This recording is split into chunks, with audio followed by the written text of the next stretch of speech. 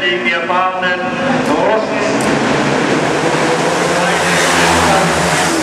Das ist schon sensationell, das steht auf jeden Fall. Auf dem Festgenoss, da hat er schon den Konter.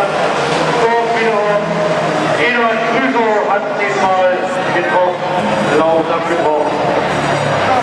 Eieiei, das ist aber gebraucht.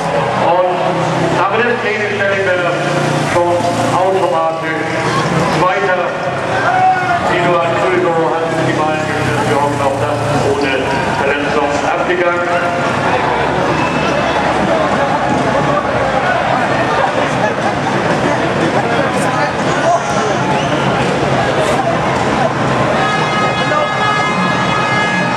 Das bedeutet natürlich jetzt der dritte Platz automatisch für den ausgeschlossenen Eduard Krüso.